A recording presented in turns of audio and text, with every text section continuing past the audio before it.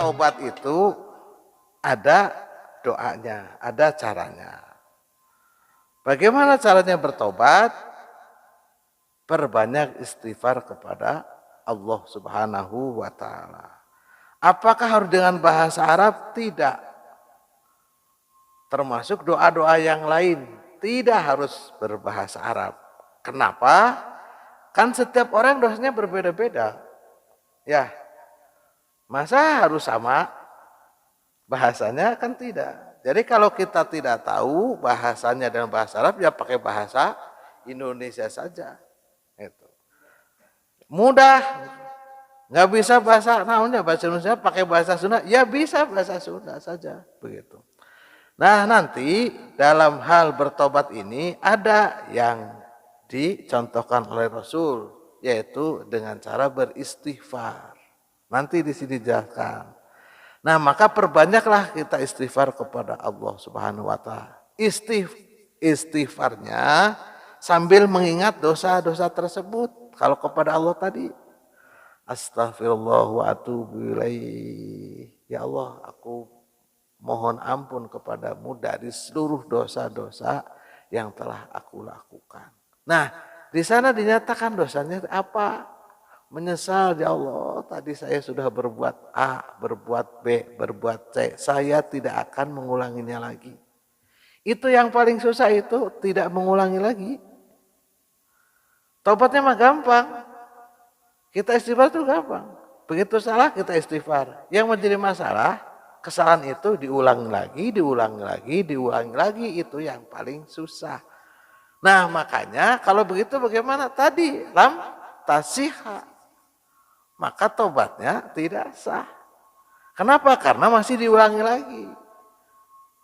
Nah, terus caranya bagaimana supaya tidak terulangi lagi?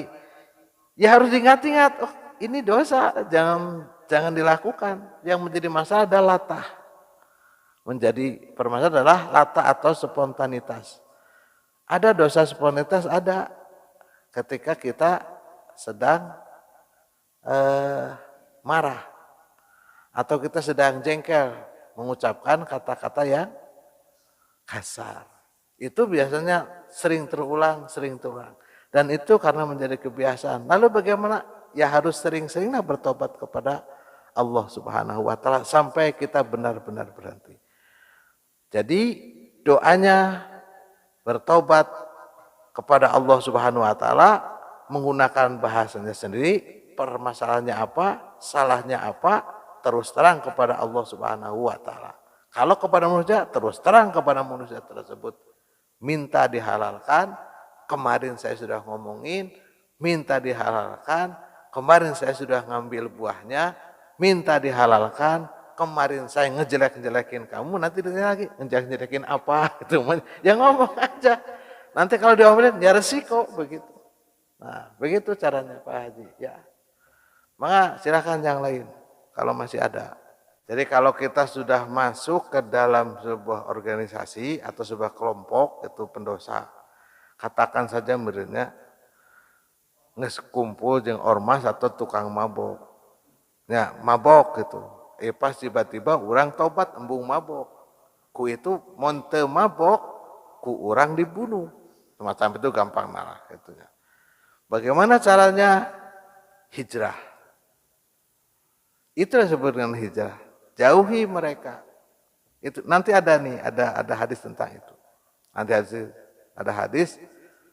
Bapak dan saudara pernah mendengar nggak ada satu hadis yang menyatakan ada seseorang yang sudah jahat 99 kali membunuh orang. Pernah dengar? Nah, gitu ya. Ini hadisnya ada nanti ini 99.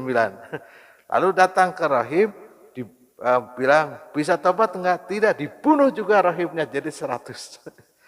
Nah, disitulah akhirnya datang kepada seorang yang berilmu, taubatnya diterima.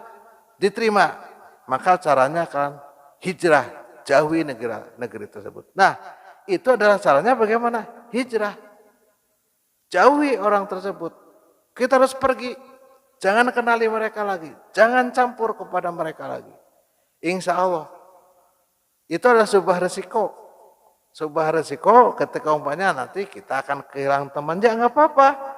Kan teman yang jahat harus ditinggalkan daripada kita mengikuti teman yang jahat, semacam itu. Jadi kalau kita sudah masuk kepada kelompok terperangkap untuk selalu berbuat dosa, setelah itu kita taubat, masih bisa berkomunikasi, tinggalkan. Jauh-jauh aja pokoknya. Pokoknya harus meninggalkan jejak, itu disebut dengan hijrah.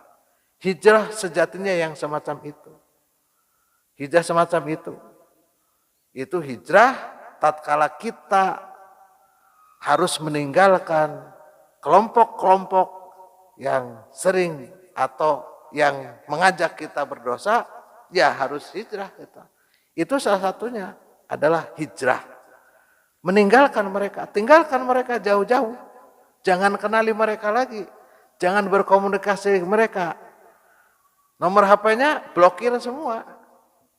Bila perlu nomor kita ganti supaya tidak bisa menghubungi. Alamat kita ganti, itulah hijrah.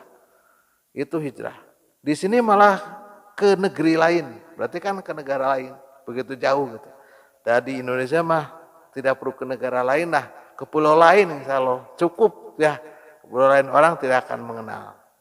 Nah itulah karena memang syarat-syarat untuk diterima taubatnya memang harus betul-betul meninggalkan. Nah caranya karena tadi meninggalkan tidak bisa karena diancam oleh kelompoknya yang dulu-dulu, ya tinggalkan pergi kelompoknya. Hijrah salah satunya adalah begitu Pak. Ya caranya adalah hijrah. Resikonya besar, pasti besar. Resikonya pasti besar. Resikonya pasti besar. Yang sudah punya anak istri pasti harus dibawa anak istrinya. Sebab kalau anak istrinya tidak dibawa, anak istrinya yang terancam. Gitu ya.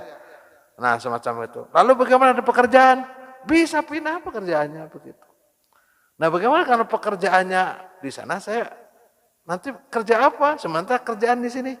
Kecuali memang pekerjaan yang bergelimang dosa ya harus ditinggalkan. Itu. Umpamanya itu masalah pekerjaan gitu ya, masalah pekerjaan. Umpamanya contoh aja lah.